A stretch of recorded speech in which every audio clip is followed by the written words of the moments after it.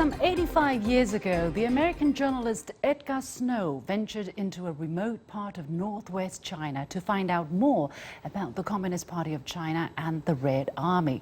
At the time, no reliable reports were reaching the West about what was going on there. Snow's book on his experience, Red Star over China, was first published in 1937 and quickly catapulted him into the global spotlight. Now, the same political party Snow introduced to the world is celebrating its centennial this July. What are the stories from his landmark journey? What did he find out? Has international reporting on China changed since then? I'm very pleased to be joined in Beijing by Eric Foster, the nephew of Helen Foster Snow, the first wife of Edgar Snow, and from Xi'an of Shanxi province in northwest China, by Professor An Wei, senior translator and founder of the Edgar and Helen Snow Study Center. He is also a close family friend to the couple. Gentlemen, welcome to The Point. I would like to start by looking back at a package of the story of Edgar Snow and Helen Foster Snow. Edgar Snow was the first American journalist to write a book on the fledgling communist movement from the front line in the 1930s, giving the outside world an authentic picture of the situation. He was also among the first foreign journalists to interview many leaders of the Communist Party of China, including late Chinese leader Mao Zedong. Snow came to Shanghai in 1928 and witnessed a long period of domestic turmoil and foreign aggression. He also saw how under the leadership of the Communist Party of China, people were fighting the enemy resolutely. To understand the dramatic changes sweeping the country, Snow went on a dangerous trip. In 1936, he reached Bao'an, a village in Shanxi province, northwest China, where the communists had their headquarters. There he met Mao, who over several days of conversation disclosed details never mentioned before. Snow also interviewed other commanders of the Red Army and frontline soldiers and recorded their everyday lives. He was promised that he could write about whatever he saw. The book he wrote based on all this, Red Star over China, was published in 1937. It also included invaluable inputs from Helen Foster Snow, a fellow American journalist and his wife at the time. The book took the outside world by storm and is still considered by many to be a classic introduction to the early communist movement in China. Snow lived in China for around 13 years before returning to the US. He made his last visit to China in 1970, when on October 1, the 21st anniversary of the founding of the People's Republic of China, he stood by Mao's side and watched the military parade in Beijing. Snow passed away in Switzerland in 1972. Part of his ashes was buried in the garden of Peking University, one of China's premier universities. The inscription on the gravestone, written in both Chinese and English, reads, "In memory of Edgar Snow, an American friend of the Chinese people." First, let me go to Mr. Foster. Please tell us more about your first-hand impression or knowledge of the couple. What do you remember them by? Well, ever since I was a little boy, my mother always told me many interesting stories about my famous aunt and uncle that lived in China and actually knew Mao Zedong. So even ever since I was a little boy, 8 years old, 9 years old, I wanted to come to China and shake Chairman Mao's hand. Professor An, when was the first time that you get to know, especially Helen Foster Snow? What was the circumstance? Well, that is a long time ago. I first saw Edgar Snow visiting Yan'an in 1970. At that time, I was in Yan'an and participating in manual labor in 91. And he was visiting there, accompanied by Mr. Huang Hua. That is my first time to see him. And in 1971, I was assigned to work with the staff of the Yan'an Revolutionary Museum, where for the first time, I came across to the two books which changed my life. One is Red Star Over China by Edgar Snow, and the other one is Inside Red China by Nim Wells. That is Helen Foster Snow in the library of actually the information room of the museum. This is my first impression on these two American journalists. It's so fortunately I met personally with Helen Snow in September 1978 when she made her second return trip to China. And I was assigned to be her interpreter and accompany her to visit the places she used to stay in Xi'an and where she adventured in 1936 and in 1937. And that is why and how we met for the first time. Well, Edgar Snow, for those who don't really know much about him, he was born and raised in Missouri, the U.S. He studied journalism and he traveled around Hawaii and Japan. So, Mr. Foster, what is your understanding of the reasons that made him come to China in the first place and to stay here for as long as 13 years in total? He was thinking going back to America in 1931 when he first met Helen.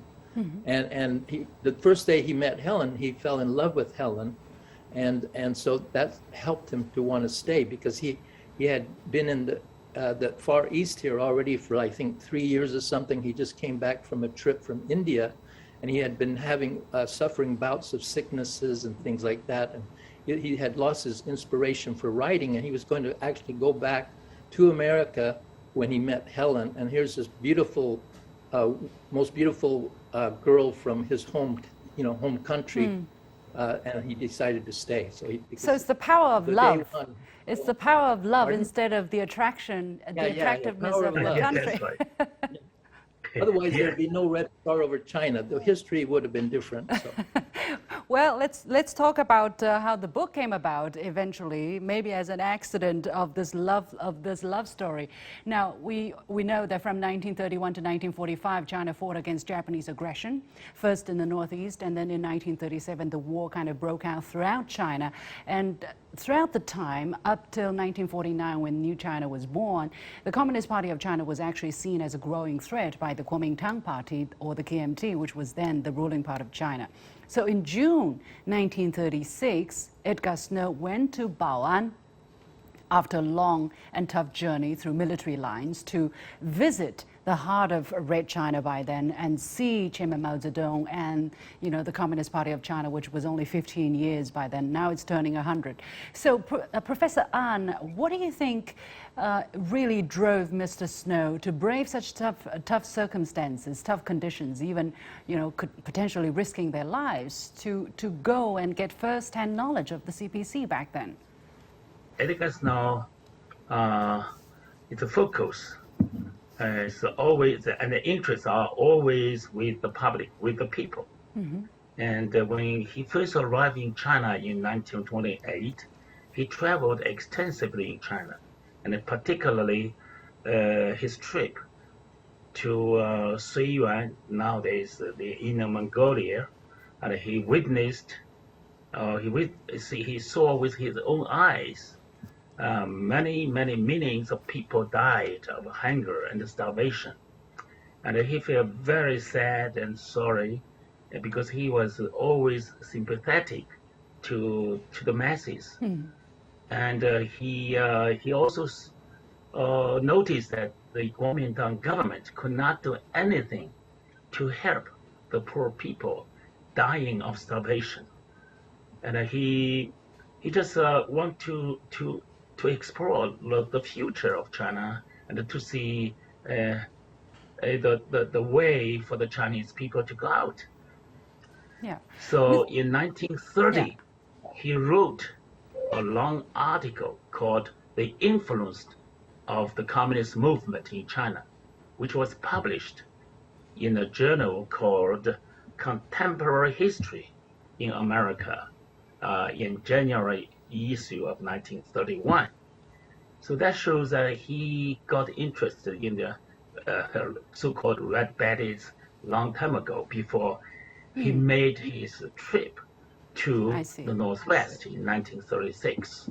And yet it was extraordinary that we hear about what Chairman Mao Zedong was thinking about the future of China, his views on international issues. We hear about the development of the Red Army, of course the development of the CPC, how their society, how their ideas is about how society should be organized. We hear about all of these details through Chairman Mao's conversation with Edgar Snow, really pretty much for the very first time. And Chairman Mao spent night after night, you know, sometimes they talk throughout night according to accounts. What made Chairman Mao want to open up to this American journalist, this particular one, Professor An? Well, because Edgar Snow's trip to the Northwest was his own idea, you know. When he was there, so the Red Capital and the Red area was completely open to him, and he is completely free to go anywhere and to meet with anybody, and there's no restriction for him. And the Mao Zedong, and when he talk night after night about with Mao Zedong. Mao basically told him about the Red Army, the Long March, and the people's struggle against feudalism and imperialism in the early days, about his early life and how he participated in the revolution and lead the Red Army. So he's quite open. That is the first time Mao Zedong shared his own personal history. Yeah. Eventually, what do you think? What do you think, Mr. Foster, is the biggest difference that Edgar Snow made in terms of telling the world about the story of the, you know, CPC in the early days and the Red Army? Is it because he really took a personal interest in not just how the Red Army is fighting or how they see the struggle between the Chinese people with all of the oppression they were fighting against, but also the personal stories of Chairman Mao? Okay, well, first of all, at the time, nobody in China knew who the Mao and the Red Bandits were. All they ever read about them, all the bad things in the KMT newspaper, all this bad propaganda. So Edgar really wanted to go. Edgar and Helen both wanted to go to find out what's the truth. You know, someone had to do it, and so that's how, you know. So he went ahead and got it. And when he came back with the story, it not only introduced Mao and his men and the movement to all over the world, but it introduced Mao and his men for the first time, truthfully, to the Chinese people themselves. So they finally, wow, hey, these people sound good. They're not bad. I mean, the KMT's just been painting this bad picture. Anything that bad happened, they always blamed, oh, it was Mao and the Red Bandits killed all these people over here. Oh, everything that happened that was bad, they blamed it on Mao and his men, because Chiang Kai-shek wanted to keep the Civil War going, and so he had to prove that the communists were so bad. They were worse than the Japanese, even though the Japanese was taking over parts of China. You know, the real enemy first is to get rid of the communists. So Chiang Kai-shek had to prove this. So it was constantly in the KMT newspaper, bad things about the communists. And so finally, the people themselves could finally hear the truth about the CPC. We're going to take a very short break here. I've been watching a special edition of The Point with me, Liu Xinwu. We are talking about Edgar Snow and his first wife, Helen Foster Snow. Stay with us. Making sense of the overwhelming wave of information means cutting through the noise to shine a light on the heart of the story and making room for new perspectives. True understanding means the ability to see events from more than one side. I'm Liu Xin, and this is The Point. Welcome back to The Point with me, Liu Xin. My guests have been Eric Foster, the nephew of Helen Foster Snow, the first wife of Edgar Snow, and Professor An Wei, senior translator and founder of the Edgar and Helen Snow Studies Center, and a close family friend to the couple. Professor An, let me come back to you. In his book, Edgar Snow wrote, "I lived in China for 12 years. I speak Chinese. I have great empathy for the Chinese people. My function as a journalist has been to reflect what I know, and this has clashed with some so-called experts who have preconceived opinions about what China ought to be, or who can't believe any good at all of the Chinese communists. Needless to say, I'm not a communist." So he says he is not a communist, and yet he is able to tell the story of the communists in a truthful, in an objective manner, so that the world understands who these people really are for the very first time. How do you think exactly he was able to do that? What kind of attitude did he hold, or what was special about him? Well, Edgar Snow is a very special person, and his philosophy of life and work is seeing is believing. And he also said that I'm from Missouri. That means I cannot, I only believe what I see with my own eyes. He wrote to his family, his brothers, his brother and his sister, saying that many of the American people used to say that he's a progressive, he's pro-communist. He said, "No, I'm not a communist. I'm not a pro-communist, and I just want to tell people the facts, because facts speak louder than words." That is his philosophy. Mr. Foster, was it easy for him to do that, though? Not being a communist, but being someone who cares about facts and who cares about the Chinese people. He was able to talk about the so-called red bandits in a way that make people realize that they're just normal human beings as themselves. Was it a difficult process? Did he encounter any specific difficulties in doing that? Well, actually, this is what made him very credible, both actually him and my aunt, because they were neither communists nor fascists. They're right in the middle, and they're just honest journalists trying to get the truth out. So that way, when everything they wrote, every article they wrote, his book and everything, everybody knew it was the truth, because they were neither, on the left or on the right. They're just telling the truth like it is, honest reporters. And so they had great credibility along those lines because of that. What is your understanding of how well they're understood and known by the general public here in China versus around the world? Okay, well, growing up in America, some people knew who Edgar was, but not very many. But here in China, when I first came to China over 10 years ago, I found out that quite a few people knew who Edgar was, but very few people had even heard of Helen, who she was. And so that's how come myself, after a few years here, I decided, I need to write a book about them. So this is what I've been doing for the last several years, writing a book, and it should be published this year. It's like a book in story form with all the important things that they both accomplished together. You see, now they worked as a team. This is what people have to realize, that they worked as a team.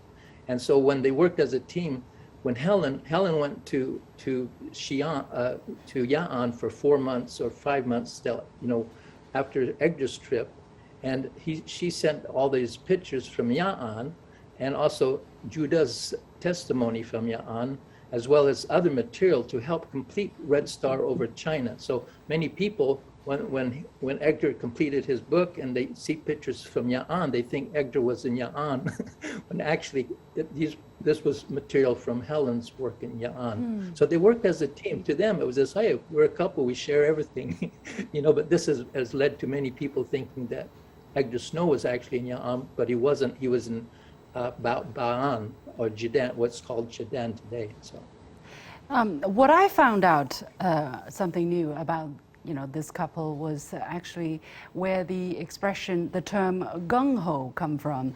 I only found out this time that it actually came from Chinese, which means industrial cooperative, which is a way to organize production during wartime so that you're more productive. And it turned out that this term was kind of introduced by Helen into the English language to eventually mean something or somebody who is overly zealous. Professor An, help us understand the story behind this term. I understand you also have quite a part to play in the whole idea of this industrial cooperative. Yes, and gung ho, the idea actually is initiated by Helen Snow in November 1937, when he returned from her 4 month trip to Yan'an. And he saw that the refugees and the wounded soldiers were full of the Shanghai streets, and he just thought that they should be organized and into small groups, and began to produce the daily necessities, and which are needed not only by the civilians but also by the army people who are fighting the Japanese aggressors. So she just put forward the idea for the first person, and then she also did a lot of painstaking communication coordinations among different factors of the Kuomintang government, and she also was the first one who published the first article about gung ho, both at home and abroad. And she was also the only one who wrote the unique book about the Chinese industrial cooperative. It's called China Bills for Democracy. This is not only, according to her, this is not only a good way to produce for production in war times, but also it is a good form for a country like China to build up democracy from the grassroots levels, because all the production plans were fully discussed by the cooperative members. Mm-hmm. All the decisions for sale and for marketing were made by all the members of the co-ops, and then later it was also publicized in India and other parts of the world. So, and because of her unique contribution, she was very well remembered, both in India, in China, and the United States. And in India, he was honored as Mother of Gung Ho. And in the United States, she was nominated for Nobel Peace Prize twice, in 1981 and 82.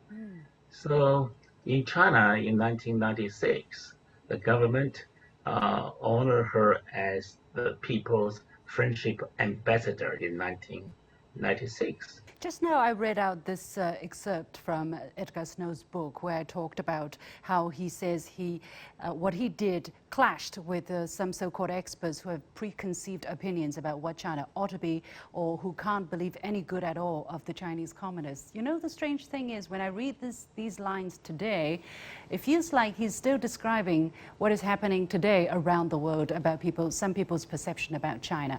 Mr. Foster, has the situation changed 85 years later? Has it at all? Or if so, in what way? If not, in what way? If not, I mean, why? Well, as we all can see, anybody who's been watching the news for the last 5 years, 4.5 years or so, ever since the last administration in the White House, they started doing a lot of negative comments about China. Maybe it started out just because of the tariffs, trying to say, oh, we need these tariffs, they do this, they do that, so we need to have tariffs on them.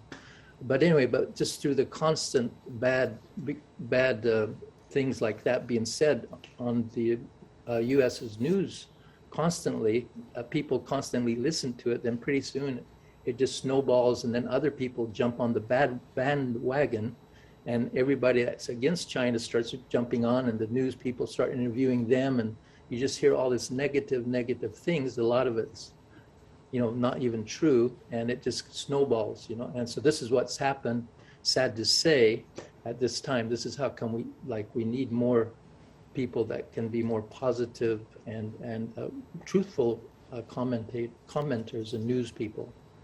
The Chinese More Communist... Edgar Snows. Yeah, more Edgar Snows, indeed. But some people have also been talking about, the changes or lack of changes that has been accused on the Chinese part, especially on the Chinese Communist Party.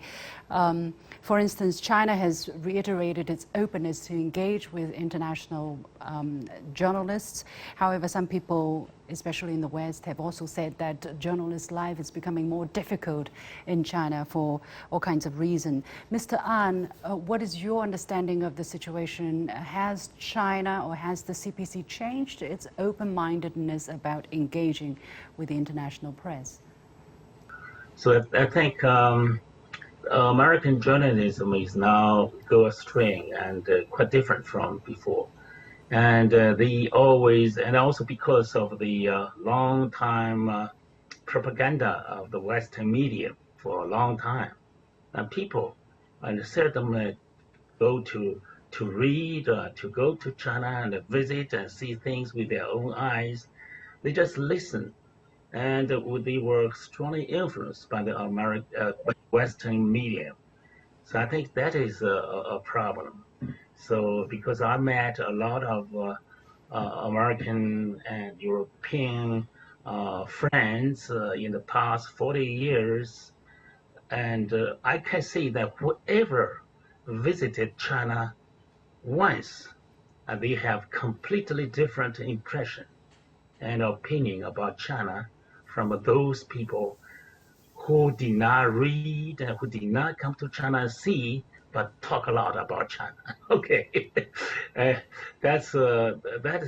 is the situation. Okay, thank you so much. We are going to leave it there. Eric Foster, the nephew of Helen Foster Snow, the first wife of Edgar Snow, and Professor An Wei, senior translator, founder of the Edgar and Helen Snow Studies Center. With that, we come to the end of this special edition of The Point with me, Liu Xin. As always, you can follow me on Facebook and Twitter using the handle Liu Xin in Beijing. Thanks for watching. You've got The Point.